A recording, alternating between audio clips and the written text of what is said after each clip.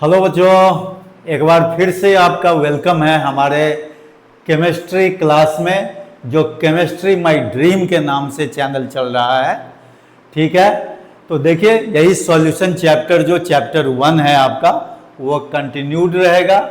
आज का जो टॉपिक होगा वो होगा कॉलिगेटिव प्रॉपर्टीज का बचा हुआ पार्ट। तो कॉलिगेटिव प्रॉपर्टीज में जैसे 4 प्रॉपर्टीज हमने शुरू में ही आपको बोला था, क्या था, क्या क्या प्रॉपर्टी था, एक बार मैं याद दिला दूं। पहला था relative loading of vapour pressure, दूसरा था एलिवेशन ऑफ बॉइलिंग पॉइंट, तीसरा डिप्रेशन ऑफ फ्रीजिंग पॉइंट, और चौथा जो है वो ऑस्मोटिक प्रेशर था। तो याद कीजिए आप कि पहला पॉइंट जो है आपका कॉलिगेटिव प्रॉपर्टीज का, जो मैंने कॉलिगेटिव प्रॉपर्टीज को एक्सप्लेन करते हुए आपको बताया था कि colligative properties are the properties of dilute solution which mainly depend upon number of particles of solute. Number of particles को आप बोल सकते हैं moles of solute, mass of solute, सब उसी से इंटर रिलेटेड है। ठीक है, but not nature of solute, ये मैं बार बार पहले भी बोल चुका हूं। तो relative loading of vapour pressure के लिए हमने आपको काफी बातें बताई, याद होगा आपको। मैंने आपको बताया है कि when a non volatile solute is added to a pure solvent, its vapour pressure decreases. Why vapour pressure decreases, इसके लिए भी आपको हमने आंसर दिया था, because some of the space of liquid, pure liquid is occupied by non volatile solute whose vapor pressure is assumed to be 0. That's why net vapor pressure decreases, है ना। तो इसीलिए हम लोग बोलते हैं कि whenever a non volatile solute is added to a pure solvent, its vapor pressure decreases। ठीक है, अब यहां पर क्या है, दूसरा है आपका elevation of boiling point. Elevation of boiling point में फिर वही बात होगी, when a non-volatile solute is added to a pure solvent, its vapor pressure decreases, but at the same time its boiling point increases. This increase in boiling point is called elevation in boiling point। ठीक है, तो इस elevation in boiling point को पहले जो है हम लोग आगे बढ़ा लें, फिर अगर जरूरत होगी तो उसको ग्राफ से भी हम लोग समझ सकते हैं। जो ग्राफ हम लोग वेपर प्रेशर और बोलिए टेम्परेचर के बीच में हम लोग ड्रॉ करेंगे, तो एक छोटा सा ग्राफ भी होगा जो मैं यहाँ पर देखिए वेपर प्रेशर और टेम्परेचर के बीच में ये ग्राफ होगा। ये जो है एटमॉस्फेरिक प्रेशर का पार्ट है, एटमॉस्फेरिक प्रेशर लीजिए सिंबॉलिकली हम लिख देते हैं। तो देखिए इसमें क्या होगा कि एक जो है सॉल्वेंट के लिए और दूसरा जो है हम लोग सॉल्यूशन के लिए इस तरह से प्लॉट करेंगे, और इसको हम आपको डिटेल में बता देंगे कि भाई ग्राफिकल रिप्रेजेंटेशन से भी कैसे हम लोग इसको, है ना, बताते हैं। ये मान लीजिए अगर T1 है, ये T2 है ना, तो ये प्योर सॉल्वेंट के लिए हुआ जिसको हम लोग बोलते हैं सॉल्वेंट एलोन, और ये हो जाएगा किसके लिए भाई, सॉल्यूशन के लिए हो जाएगा, solution containing non volatile solute के लिए होगा। तो ये भी आपको जो है ना, देख ही रहे आप, है ना, जैसे ही बॉइलिंग पॉइंट इंक्रीज कर गया तो वेपर प्रेशर क्या कर गया, डिक्रीज कर गया, किसका, सॉल्यूशन के लिए। तो उसी को हम लोगों ने किससे इंडिकेट किया है, देखिए यहां T2 माइनस T1 हमने लिखा हुआ है, that is called delta TB, and this is equal to KB into M।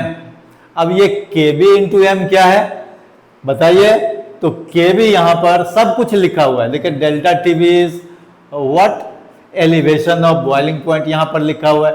T2 के लिए देखिए यहां क्या लिखा हुआ है, boiling point of solution. T1 किसके लिए लिखा हुआ है, boiling point of solvent, pure solvent के लिए। ठीक है, तो डेल्टा TB जो हो जाएगा, क्या हो जाएगा, एलिवेशन इन बॉइलिंग पॉइंट जो होगा, है ना, तो वो हो जाएगा आपका एलिवेशन ऑफ बॉइलिंग पॉइंट, और KB जो होगा वो क्या होगा, molal elevation constant for solvent, और m जो होता है वो होता है मोलैलिटी ऑफ सॉल्यूशन होगा।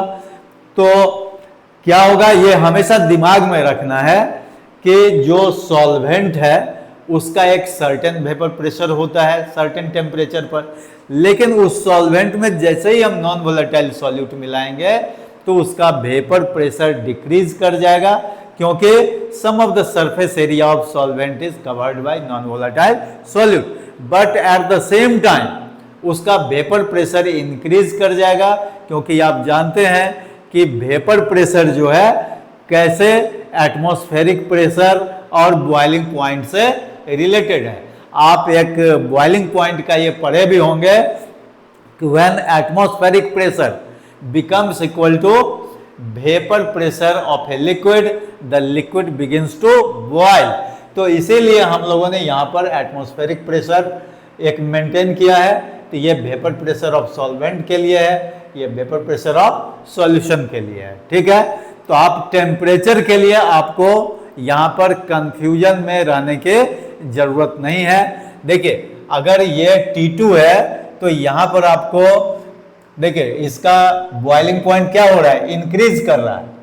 T2 का बॉइलिंग पॉइंट क्या कर रहा है, T2 जो है वो बॉइलिंग पॉइंट है, तो सॉल्यूशन का है, तो इसीलिए T2 बड़ा होगा और T1 क्या हो जाएगा, छोटा होगा। अब जैसे सपोज कीजिए कि हम सिंपली वाटर लेते हैं, वाटर का बॉइलिंग पॉइंट आपको मालूम है कितना होता है, 100 डिग्री सेल्सियस, लेकिन अगर उसमें हम थोड़ा सा नॉन वोलेटाइल मिला दें तो बताइए उसका बॉइलिंग पॉइंट, अब तो वो सॉल्यूशन बन गया, तो उस सॉल्यूशन का बॉइलिंग पॉइंट क्या 100 डिग्री सेल्सियस से कम होगा या ज्यादा, ज्यादा होगा, भले ही 0.1 ही ज्यादा क्यों ना हो, 1 डिग्री 2 डिग्री 3 डिग्री क्यों ना हो, that depends upon amount of non volatile solute. तो उसी के लिए ये यहां पर क्या लिखा गया, T2 लिखा गया।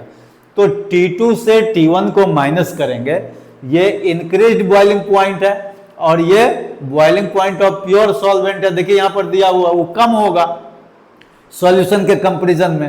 तो इसीलिए जैसे ही इसको माइनस करेंगे तो ये क्या हो जाएगा, डेल्टा टीबी कहलाएगा, है ना, एलिवेशन इन बॉइलिंग पॉइंट इसको बोलेंगे। और इसके बाद केबी जो होता है वो देखिए एक कांस्टेंट है जिसका नाम होता है molal elevation constant for solvent, मतलब किसी भी सॉल्यूट के लिए उस पर्टिकुलर सॉल्वेंट के केस में जो है केबी का वैल्यू जो है अलग अलग होता है। अब जैसे मान लीजिए वाटर में अगर डिजोल्व करेंगे तो उसका अलग केबी वैल्यू होगा। अगर मान लीजिए अदर देन वाटर कोई अगर लिक्विड हम लोग लेंगे, सपोज कीजिए कोई बेंजीन ले लेंगे, है ना, ईथर ले लेंगे, तो उसमें उसका जो है केबी का वैल्यू फिर अलग अलग हो जाएगा। ठीक है, और m जो होता है वो मोलैलिटी ऑफ सॉल्यूशन को बताता है। तो डायरेक्ट ये फॉर्मूला जो है ये डिराइव करने के लिए कोई जरूरी नहीं है, आप डिराइव करने के लिए कहेंगे तो डिराइव भी हो जाएगा, लेकिन वो उससे फायदा क्या है, बहुत पहले उसका डेरिवेशन कभी पूछता था, 15 साल 20 साल पहले, लेकिन अब ये सब कहानी नहीं है। डायरेक्ट इस फॉर्मूला का जो टर्म लिखा हुआ है उसका मीनिंग पूछेगा कि what do you mean by KB, या मोलल एलिवेशन कांस्टेंट ये पूछेगा, what is elevation in boiling point ये पूछ देगा, व्हाट इज मोलैलिटी ये पूछ देगा, what is relation between elevation in boiling point, है ना, molal elevation constant and molality, इसमें रिलेशन पूछेगा। और उतना ही नहीं, इस पर डायरेक्ट न्यूमेरिकल भी आपसे पूछेगा। तो सीधे हम लोग जो है ये फॉर्मूला क्रिएट करेंगे और इसको न्यूमेरिकल फेज में ले जाएंगे। अब कहता है कि अगर हम मोलैलिटी को 1 मान ले, इफ मोलैलिटी इज 1, तो देखिए यहां जैसे 1 पुट करेंगे तो Kb इज इक्वल टू क्या हो जाएगा, डेल्टा टीबी, या delta TB is equal to Kb होगा। तो Kb का यहां से यूनिट भी मिल जाएगा और Kb का डेफिनेशन भी मिल जाएगा। कहने का मतलब अगर आपसे पूछा जाए कि how do you define molal elevation constant, तो वहां पर आप क्या करेंगे, इसी स्टेट, ये जो आपने लिखा है कंडीशन, इस कंडीशन से आप डेफिनेशन क्रिएट कर सकते हैं। देखिए मैं बतला देता हूं कैसे भाई। तो Kb is equal to delta TB, what does it mean, molar elevation constant is equal to elevation in boiling point for the solution with 1 molality या फॉर 1 मोलर सॉल्यूशन। हो गया इसका डेफिनेशन, है कि नहीं। तो जब अगर आपसे केवी का यूनिट पूछे तो केवी का यूनिट क्या हो जाएगा, केजी पर मोल। अब आप कहेंगे ये यूनिट हम कहां से लाएंगे, आराम से यहां से डिराइव कर लीजिए। KV equal to delta TV by M होगा कि नहीं होगा, और डेल्टा टीवी का यूनिट क्या हो जाएगा, केल्विन हो जाएगा। ऐसा यूनिट टेम्परेचर है, डेल्टा टीवी रहे, डेल्टा टीवी क्या है, चेंज इन टेम्परेचर है ना, एलिवेशन इन बॉइलिंग पॉइंट है, तो वो क्या हो जाएगा, केल्विन में हो जाएगा।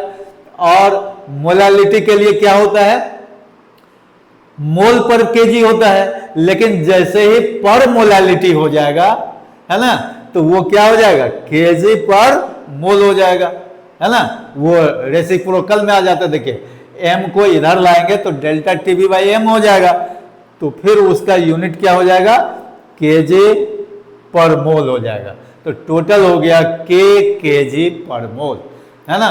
तो ये तो याद करने की भी बात है, और बार बार जैसे ही आप यूज करेंगे न्यूमेरिकल में वो यूनिट ऑटोमेटिकली याद हो जाएगा। अब देखिए इसमें मोस्ट इंपॉर्टेंट थिंग जो है वो मैं यहाँ स्टार मार्क दे देता हूँ आपके लिए, और वो क्या है, calculation of molar mass of non volatile solute. इस मोलर मास जो एमबी से हम इंडिकेट करते हैं उस पर न्यूमेरिकल पूछता है। तो भाई न्यूमेरिकल के लिए आपके पास में जो फॉर्मूला है उसको आगे बढ़ा लीजिए और एमबी निकाल लीजिए।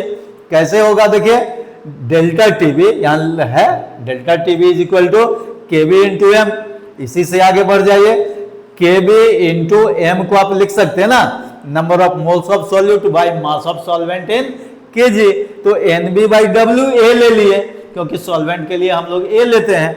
अब आगे बढ़िए, केवी इंटू और एनबी को क्या लिख सकते हैं, W B by M B, given mass by molar mass. तो गिवन मास को हम लोग डब्ल्यू बी से इंडिकेट करते हैं, और यहां पर एम बी जो है molar mass of non volatile solute है, और डब्ल्यू ए इन केजी तो है ही, वहां से हम लोग एम बी निकाल लेते हैं। और एम बी कैसे होगा, ये तो सिंपल मैथमेटिक्स है, सिंपल इक्वेशन है, K B into W B divided by delta T B into W A. But one thing must be kept in your mind, और वो क्या होना चाहिए, where W A is in kg. क्योंकि W A अगर kg में नहीं होगा तो कैसे आप मोलालिटी डिफाइन करेंगे, मोलालिटी वहां पर सेटिस्फाइड नहीं होगा। इसीलिए डब्ल्यू ए हमेशा केजी में होना चाहिए। अगर वो ग्राम में भी होगा तो आप उसको केजी में कन्वर्ट करके लिखिए, ठीक है। या अगर आप चाहते हैं कि नहीं यहीं पर जो है ये डब्ल्यू ए अगर ग्राम में है तो इसको केजी में बनाएंगे, तो बताइए क्या हो जाएगा, 1000 ऊपर चला जाएगा। जो यहाँ 1000 से डिवाइड करेंगे केजी में बनाने के लिए, ग्राम से केजी में लाने के लिए, तो वो 1000 ऊपर चला जाएगा, तो वहां पर इंटू 1000 हो जाएगा, जो हमने अभी इसमें नहीं लिखा है। अगर हम लिखेंगे तो ये इस तरह का यहाँ पर जो है ये बन जाएगा। मैं आपको जस्ट अभी अभी लिख देता हूं, ये हो जाएगा M B is equal to K B into W B into 1000, है ना, और डिवाइडेड बाय हो जाएगा, बताइए डेल्टा टी बी और इंटू हो जाएगा डब्ल्यू ए। अब यहां पर डब्ल्यू ए किस में होगा, ग्राम में हो जाएगा। अब यहां पर डब्ल्यू ए किस में होगा, ग्राम में, है ना। यहां अब केजी में रहने की जरूरत नहीं है, ऑटोमेटिकली जो है 1000 जो है ऊपर चला गया, तो डब्ल्यू ए वहां पर ग्राम में हो जाएगा। तो यहां लिखिएगा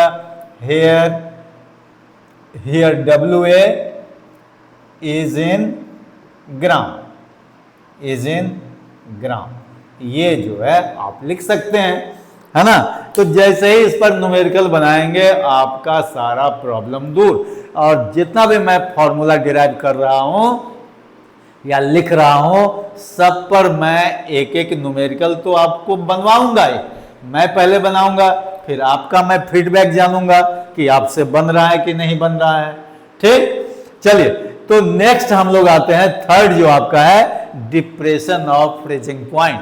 अब डिप्रेशन ऑफ फ्रीजिंग पॉइंट के लिए आपका वही सिमिलर स्टेटमेंट होगा, when a non volatile solute is added to a pure solvent its vapour pressure decreases. जो पहले जो डिक्रीज करता था यहां भी वही होगा, it's vapour pressure decreases but at the same time देखिए क्या लिखा, depression of freezing point, the freezing point of solution also decreases.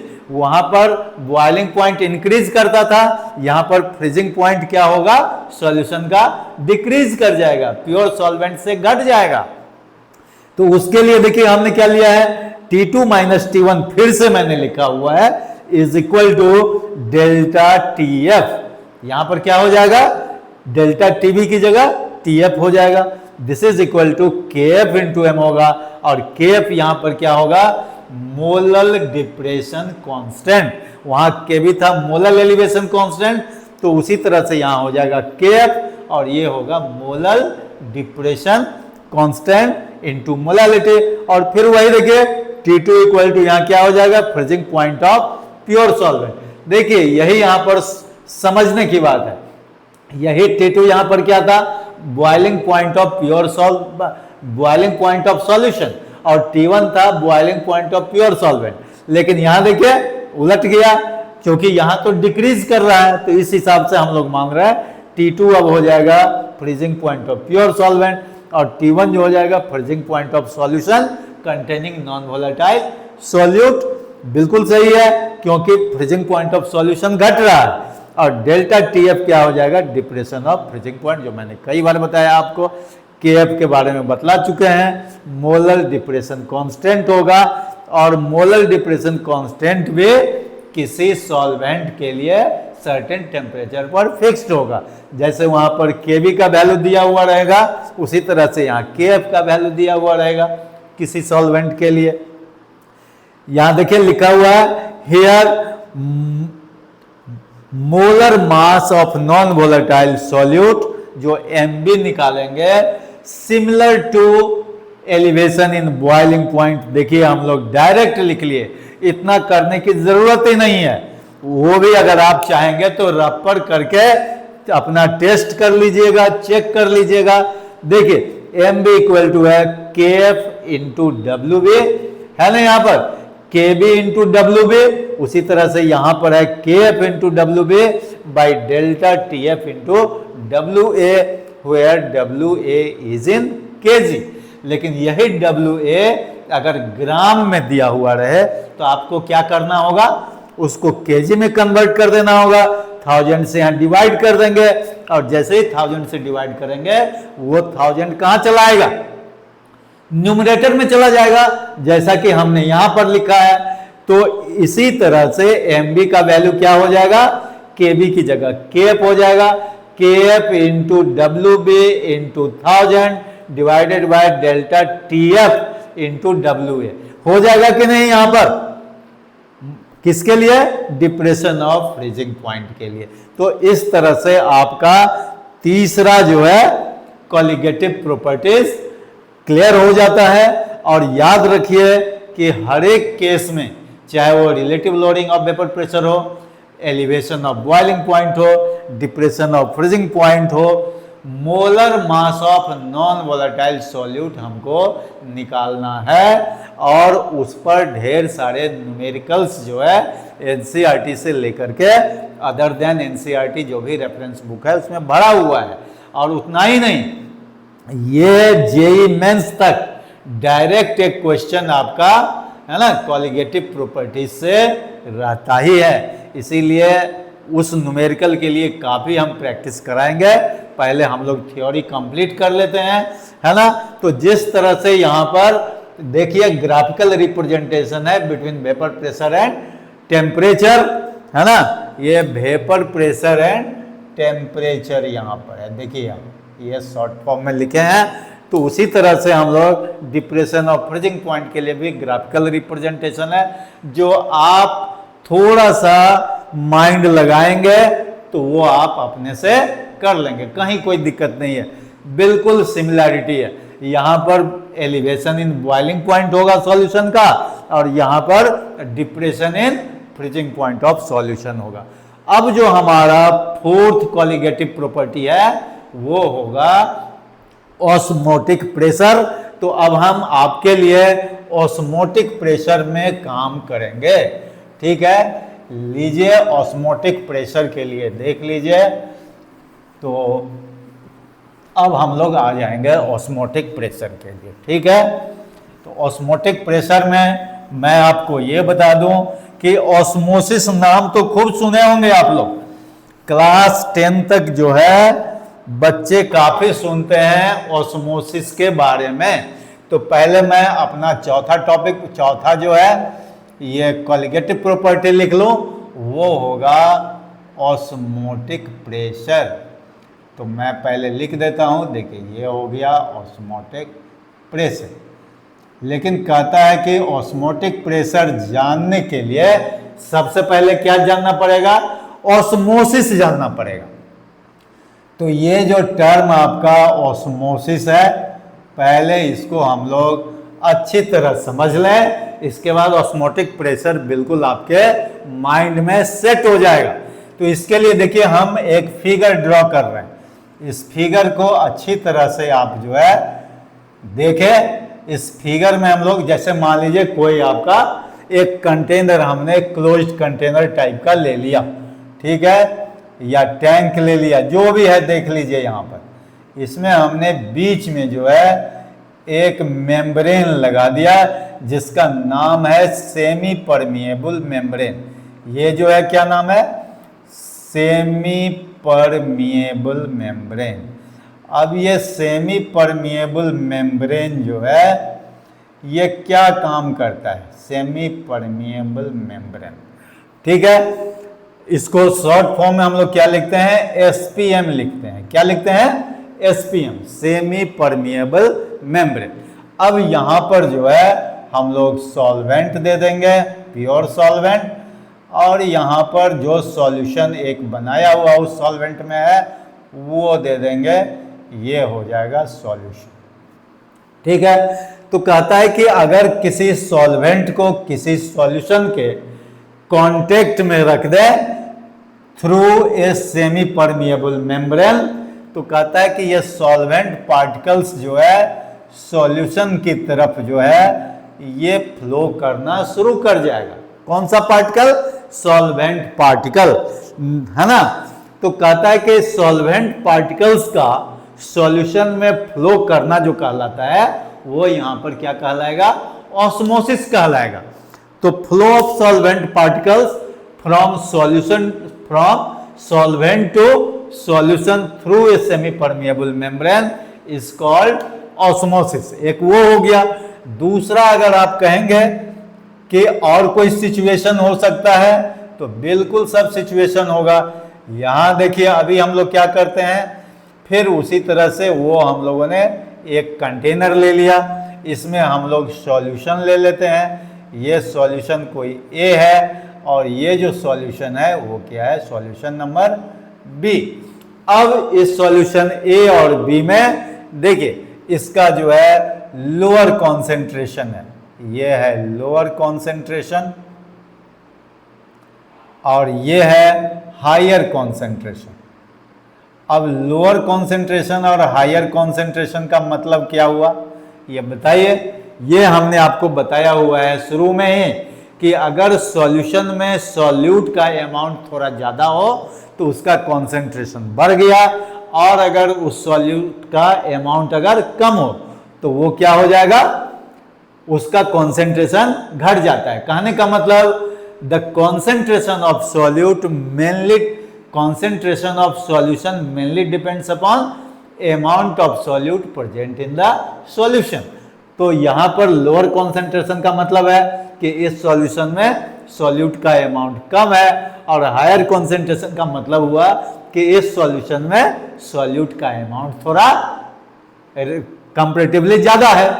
तो जैसे दोनों को हम लोग एसपीएम से जोड़ दें, है ना, सेमी परमिएबल मेम्ब्रेन से जोड़ दें, तो कहता है कि यहां जो लोअर कॉन्सेंट्रेटेड सॉल्यूशन है वहां से सॉल्वेंट पार्टिकल्स जो है from solution A to solution B जो है फ्लो करना शुरू कर जाएगा। तो क्यों शुरू करेगा भाई लोअर कॉन्सेंट्रेशन से हायर कॉन्सेंट्रेशन ऑफ सॉल्यूशन? क्योंकि लोअर कॉन्सेंट्रेशन ऑफ सॉल्यूशन में सॉल्वेंट का अमाउंट ज्यादा है और हायर कॉन्सेंट्रेशन ऑफ सॉल्यूशन में सॉल्वेंट का अमाउंट कम है। तो इसीलिए जब भी यहां पर सेमी परमिएबल मेम्ब्रेन से पार्टिकल्स का फ्लो होगा वो तो सॉल्वेंट पार्टिकल्स का फ्लो होगा, तो जहां सॉल्वेंट ज्यादा होगा तो वहीं से ना फ्लो करेगा। तो इसीलिए जो है solution A with lower concentration से ऑस्मोसिस शुरू हो जाएगा, फ्लो ऑफ सॉल्वेंट पार्टिकल्स जो है सॉल्यूशन ए से सॉल्यूशन बी की ओर मूव करेगा। तो इस प्रोसेस को भी हम लोग क्या बोलेंगे? ऑस्मोसिस बोलेंगे। ये भी है ऑस्मोसिस और ये भी है ऑस्मोसिस। तो देखिए ऑस्मोसिस के लिए आपके पास में दो दो डेफिनेशन है, लेकिन दोनों का एक्चुअल मीनिंग सेम है। एक है कि सॉल्वेंट को सॉल्यूशन के कांटेक्ट में रखे हैं थ्रू सेमी परमिएबल मेम्ब्रेन, और दूसरा है दोनों ही सॉल्यूशन हमने ले लिया, एक लोअर कॉन्सेंट्रेशन का एक हायर कॉन्सेंट्रेशन का, और दोनों को जब हम लोग कांटेक्ट कर दिए through a semi permeable membrane, तो दोनों ही केस में सॉल्वेंट पार्टिकल्स का ही फ्लो होता है, क्योंकि सेमी परमिएबल मेम्ब्रेन का एक्चुअल डेफिनेशन वही है, the membrane which allows solvent particles to flow through it is called semi permeable membrane। तो दोनों ही केस में फ्लो किसका हो रहा है? सॉल्वेंट पार्टिकल्स का हो रहा है। इसीलिए इस प्रोसेस को हम लोग बोलते हैं ऑस्मोसिस। अब आप कहेंगे कि भाई ऑस्मोसिस तो समझ गए, लेकिन ऑस्मोटिक प्रेशर कहां पर हुआ? तो बताइए, ये जो सॉल्वेंट पार्टिकल्स का फ्लो होता है उसको हम लोग क्या बोलते हैं? हाइड्रोस्टैटिक प्रेशर, क्योंकि hydra comes from the word water, you know. तो सॉल्वेंट जो है वो हाइड्रा के नाम से, आप जानते हैं कि लगभग 95% सॉल्यूशन क्या होता है आपका? वो एक्वस सॉल्यूशन होता है। तो इसीलिए राइटर ने कहीं कहीं पर उसको हाइड्रोस्टैटिक प्रेशर भी लिखा है। तो कहता है कि the hydrostatic pressure that creates during osmosis is called osmotic pressure. और इस ऑस्मोटिक प्रेशर के लिए सबसे पहले जो इक्वेशन आया वो इक्वेशन देखिए, ये होता है pi B is equal to N B R T.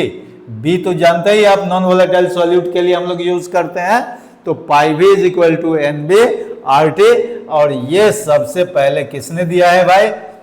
Van टॉफ ने दिया, वैन टॉफ। इसीलिए इसको हम लोग वैन टॉफ इक्वेशन बोलते हैं। क्या बोलते हैं? Van टॉफ equation. और इस वैन टॉफ इक्वेशन से आपको ऑस्मोटिक प्रेशर का कॉन्सेप्ट मिलेगा। और देखिए कैसे मिलेगा? मैथमेटिकल कॉन्सेप्ट मिलेगा। यहां जो पाई देख रहे हैं ये मैथमेटिकल पाई नहीं है जिसका वैल्यू 3.14 होता है या 22/7। ये जो पाई है ये ऑस्मोटिक प्रेशर को इंडिकेट करता है। तो यहां पर आपको लिखना पड़ेगा कि where pi is osmotic pressure. देखिए ओपी से हम लोग लिखते हैं ऑस्मोटिक प्रेशर। भी क्या है? वॉल्यूम ऑफ सॉल्यूशन है, वॉल्यूम ऑफ सॉल्यूशन है ना। और एन भी क्या है? Number of moles of solute, number of moles of solute है ना। आर क्या है बताइए? यूनिवर्सल गैस कांस्टेंट है, जहां पर इसका वैल्यू कई बार हम पहले भी ले चुके हैं। अगर आप लीटर एटमॉस्फेयर में लेंगे तो 0.0821 लीटर एटीएम पर केल्विन पर मोल होता है। लीटर पर केल्विन पर मोल। ये याद करने की जरूरत नहीं, एग्जाम में आपको इसका वैल्यू जो है, जो भी न्यूमेरिकल पूछेगा उसमें दिया रहेगा। और T जो होगा वो होता है temperature in kelvin, temperature in kelvin, जो ऑस्मोसिस के लिए आप, है ना, एक्सपेरिमेंटल सेटअप करेंगे तो वहाँ जो टेम्परेचर होगा वो टेम्परेचर के लिए आपको लिखना होगा, है ना। जो भी सेल्सियस में होगा तो उसको हम लोग केल्विन में कन्वर्ट कर देंगे। लीजिए इसको हम थोड़ा फ्रेश करके दिखा देते हैं, टेम्परेचर इन केल्विन, ठीक है, जिसको के से इंडिकेट करते हैं। तो इस तरह से जो है सारा वैल्यू अगर इसमें आप पुट कर देंगे तो फिर से आपको क्या मिलेगा, molar mass of non volatile solute निकालने के लिए आगे बढ़ जाइए। ऑस्मोटिक प्रेशर तो आप निकाल ही लेंगे। अगर आप चाहें भाई कि ऑस्मोटिक प्रेशर हम इससे निकालें तो पाई इक्वल टू क्या हो जाएगा बताइए, NB बाई VRT। और NB बाई V क्या होता है बताइए, वो क्या हो जाएगा, NB बाई V वो होता है C, मोलर कॉन्सेंट्रेशन को इंडिकेट करता है। ये number of moles per litre अगर ले लेंगे तो ये मोलैरिटी को बोलता है, और वहां पर उसको हम लोग C से, कॉन्सेंट्रेशन से C से इंडिकेट करते हैं, और ये हो जाएगा पाई इक्वल टू CRT। तो यहां भी ये सारा वैल्यू राइट साइड का मालूम हो तो आपका ऑस्मोटिक प्रेशर निकल जाएगा। लेकिन सबसे बड़ी बात क्या है कि आपको निकालना क्या है, molar mass of non volatile solute. तो molar mass of non volatile solute के लिए 1 मिनट में ये फॉर्मूला जो है लिख लीजिए। फिर से लिखिए, क्या हो जाएगा, पाई, है ना, V is equal to NB को क्या लिख सकते हैं आप, WB बाई MB RT लिखेंगे कि नहीं, number of moles of solute को given mass by molar mass लिख लेंगे। और तब अगर आप MB निकालते हैं तो MB इज इक्वल टू क्या हो जाएगा, WB RT whole divided by pi V होगा कि नहीं। और इसको जो है यहाँ पर हम लोग इनक्लोज कर देते हैं, ठीक है।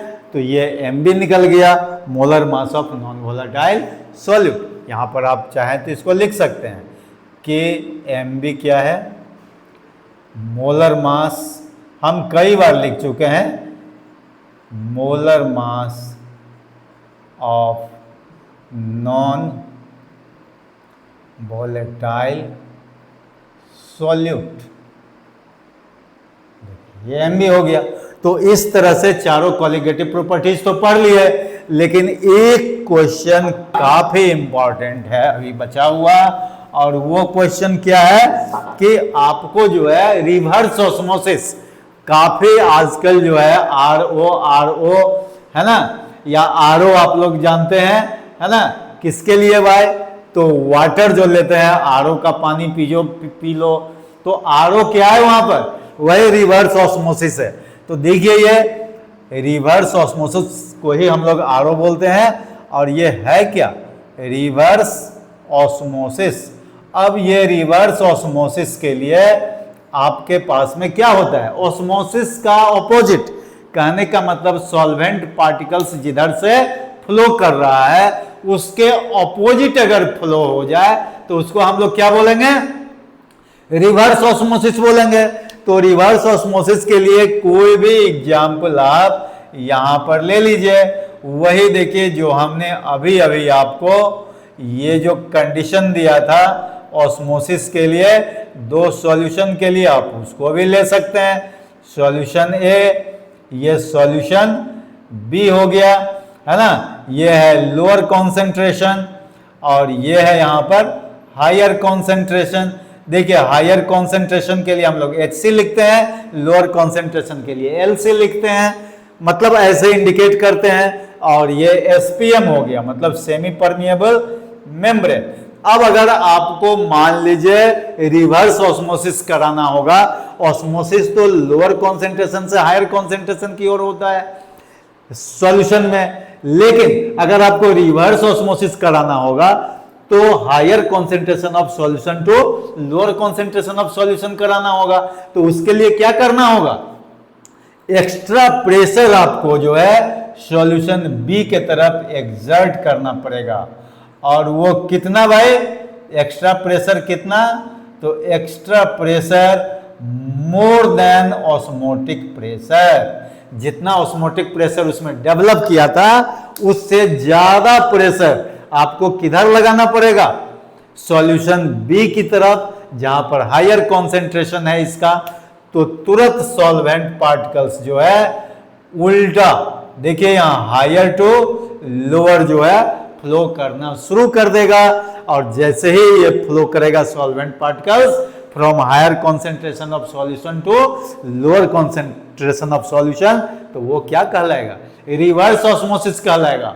और उस रिवर्स ऑस्मोसिस के लिए आपको मैं बता दूं कि बेस्ट एग्जांपल जो है वो है डिसैलिनेशन ऑफ सी वाटर, जो कई बार पूछ चुका है। डिसैलिनेशन ऑफ सी वाटर कई बार पूछ चुका है कि सॉल्ट को वाटर से अलग करना है, उसी को बोलते हैं डिसैलिनेशन ऑफ सी वाटर। तो कहता है कि भाई वहां पर कौन सा मेम्ब्रेन हम लोग यूज करेंगे, तो वहां जो सेमी परमिएबल मेम्ब्रेन होगा, सेमी परमिएबल मेम्ब्रेन, तो उसको बोलते हैं हम लोग सेलुलोज एसीटेट। क्या बोलते हैं, सेलुलोज एसीटेट बोलते हैं, जो काफी इंपॉर्टेंट मेम्ब्रेन होता है एसीटेट। और ये कई बार पूछता है कि व्हाट मेम्ब्रेन और which type of membrane is used, और name the membrane used for the reverse osmosis in case of desalination of sea water. तो उसके लिए आंसर क्या देंगे, cellulose acetate, that semi permeable membrane is used. ठीक है, तो ये हो गया आपका रिवर्स ऑस्मोसिस हो गया। अब कहता है कि ऑस्मोसिस के बेसिस पर सॉल्यूशन को 3 पार्ट्स में डिवाइड किया गया है। और वो 3 पार्ट्स क्या होता है, वो टाइप्स ऑफ सॉल्यूशन में आपको हम बताएंगे on the basis of osmosis.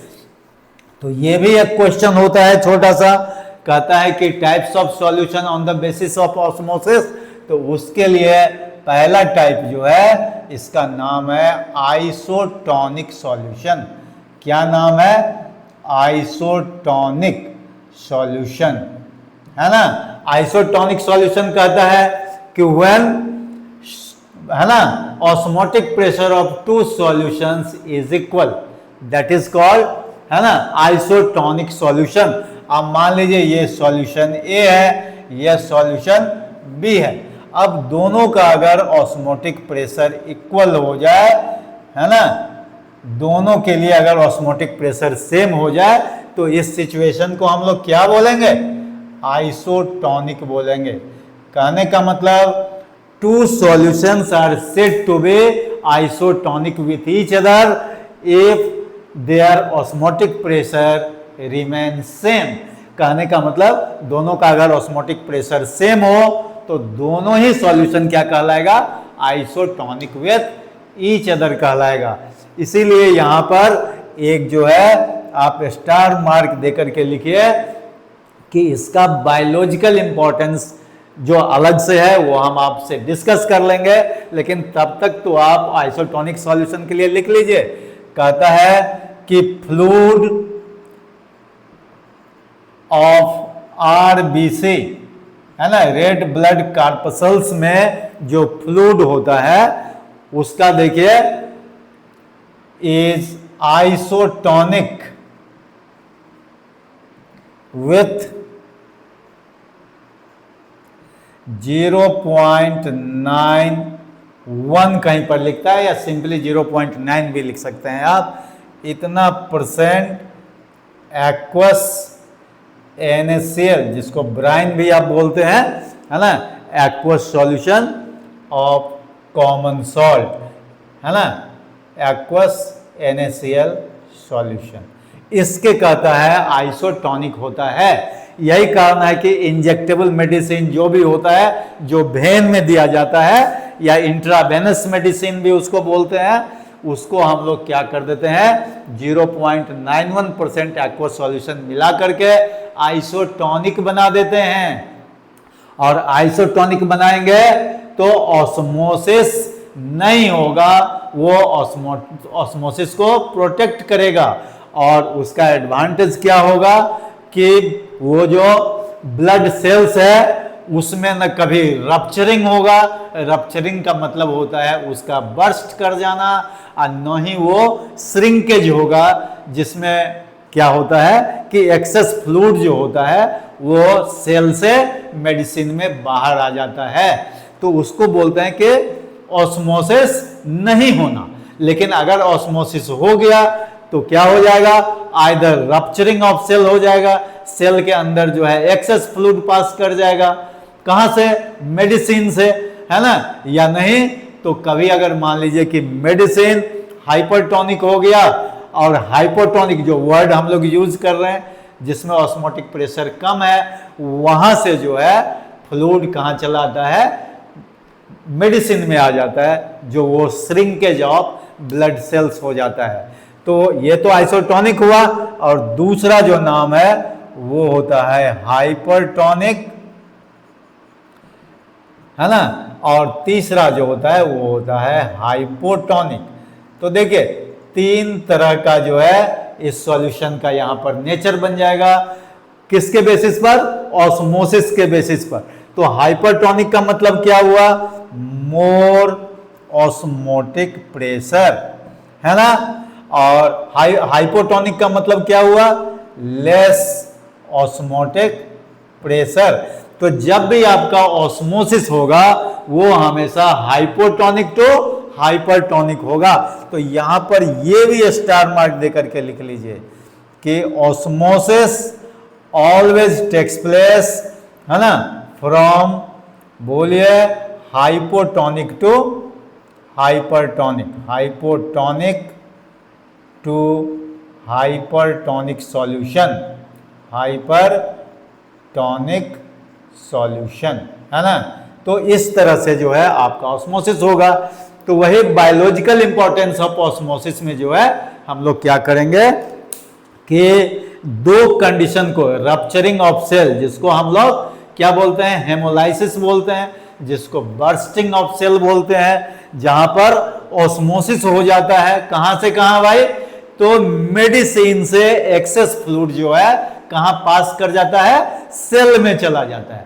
तो सेल क्या हो जाता है, बर्स्ट कर जाता है, रप्चर्ड हो जाता है ना।